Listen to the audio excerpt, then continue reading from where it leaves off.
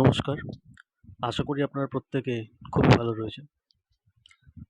Last যে ভিডিওটি আমি করেছিলাম সেটা মেষ রাশির জন্য করেছিলাম, যে বৃহস্পতির গোচরে মেষ রাশির কী ফলাফল হতে চলেছে। আজ বলব বৃষ রাশি নিয়ে, যে বৃষ রাশির জন্য এই বৃহস্পতির গোচর কী হতে চলেছে। প্রথমত বলি যে এই গোচর বৃষ রাশির জন্য ভালো হতে চলেছে। শুধুমাত্র বৃহস্পতির গোচর নয়, বৃহস্পতির গোচর এর সাথে অন্যান্য গ্রহের সাপোর্টে বৃষ রাশির সামনের দিনগুলো অত্যন্ত ভালো আসতে চলেছে। আমি সবটা নিয়েই বলছি, সব সেক্টরগুলোকে নিয়েই আমি বলছি কোন ক্ষেত্রে কী কী হতে চলেছে। যে কোনো সিদ্ধান্ত যেটা খুব নেওয়ার জন্য খুবই ইম্পর্টেন্ট, তো সেই ধরনের বড় বড় সিদ্ধান্তগুলো 19শে মের পরে নেওয়া উচিত হবে। আবারও বলছি, বৃষ রাশির জন্য যে কোনো বড় সিদ্ধান্ত 19শে মে পরে নেওয়া সঠিক হবে।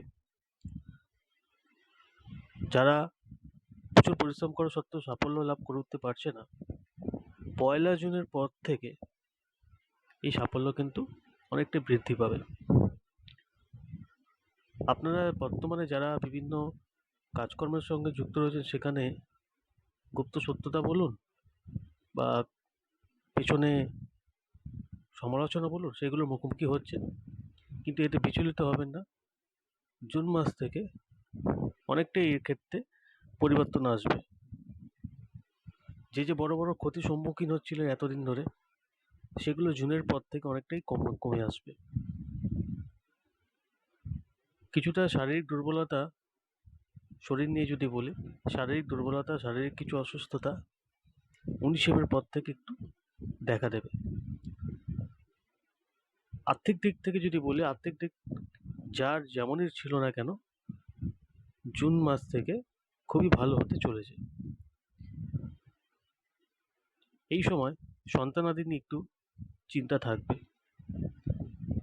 যারা উচ্চশিক্ষার ক্ষেত্রে বিদেশ যাওয়ার চেষ্টা করছেন বা উচ্চশিক্ষার জন্য প্রস্তুতি নিচ্ছেন বা শুরু করতে চলেছেন, তাদের জন্য অত্যন্ত শুভ হতে চলেছে জুন মাস থেকে।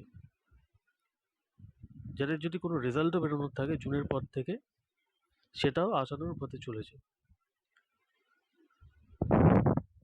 কিন্তু এক্ষেত্রে আবার একটা জিনিস বলবো, এইটা হচ্ছে একটা ওভারঅল ফলাফল। ব্যক্তিগত ফলাফলের জন্য ব্যক্তিগতভাবে ছক অনুযায়ী সেই বিষয়ের উপর বলা যাবে বা সেই অনুযায়ী কিন্তু ফল হবে। যারা ব্যবসা করছেন, ব্যবসার ক্ষেত্রে অনেক পরিবর্তন আসবে। নতুন ব্যবসা শুরু করতে চাইছেন, সেটাও শুরু করতে পারবেন। ব্যবসার পরিবর্তন, নতুন ব্যবসা শুরু সবটাই অনুকূলে যাবে, যেটাই শুরু করবেন কিনা। মান সম্মান বৃদ্ধি পাবে। যারা মান সম্মান সেই অর্থে বৃদ্ধি পাচ্ছিল না, সেই অর্থে তাদের মান সম্মান বৃদ্ধি পাওয়ার একটা যোগ তৈরি হচ্ছে। বহুদিন ধরে যারা বিয়ের চেষ্টা করছেন, সেটা এইবারে কিন্তু দরজা খোলার সময় চলে এসছে। তবে আমি অবশ্যই বলবো, যৌতুক বিচার অবশ্যই করাবেন এবং বিয়েটা চেষ্টা করবেন তাড়াহুড়ো না করতে। অবশ্যই বলবো 2025-এর মার্চের অনওয়ার্ডস বিয়ে করার সিদ্ধান্তটা নেবেন। একটু সময় নিয়ে তারপরেই কিন্তু বিয়েটা এগোবেন। এছাড়া যারা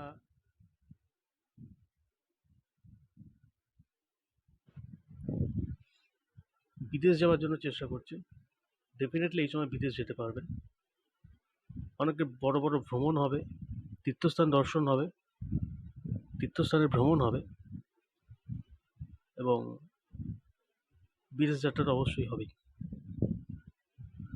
তো বৃষ রাশির জন্য অবশ্যই গোচরটা ভালো ফল দেবে এবং দিতে চলেছেও। এই সবই যা বললাম, সেগুলো ওভারঅল গোচরের ফলাফল, বৃহস্পতি গোচর পরিবর্তনের ফলাফল। কিন্তু ব্যক্তিগত চার্ট অনুযায়ী এই ফলাফলে কিন্তু তারতম্য ঘটবে। তো কারোর যদি ব্যক্তিগতভাবে কোনো কিছু জানবার থাকে অবশ্যই একবার হলেও চার্টটা দেখিয়ে নেবেন। এবং এর পাশাপাশি আমি একটা জিনিসই বলবো, যে কোনো গোচর পরিবর্তন হোক, সে গোচর আপনার পক্ষে যাক বিপক্ষে যাক, এত কিছু না ভেবে আপনি আপনার ছক অনুযায়ী বাস্তুটাকে ঠিক করিয়ে নেবেন আর কিছু রেমেডি করিয়ে নেবেন। রেমেডি আবারও বলছি, কোনো জেমস্টোন নয়। অবশ্যই রেমেডির মধ্যে জেমস্টোন পড়ে, যার নাই জেমস্টোন নেওয়ার ক্ষমতা থাকবে না, তার জন্য অনেক কিছু রয়েছে করবার। তো এই দুটো জিনিস যদি করে নিতে পারেন, তাহলে যে কোনো গোচর সে ভালো ফল দিক কি খারাপ ফল দিক আপনাকে ভাবতে হবে না, ও আপনাকে ভালো ফল দেবেই। উল্টে আপনার জন্মছকে যদি কোনো খারাপ কিছু থেকে থাকে সেটা খারাপ দেওয়া বন্ধ করে দেবে।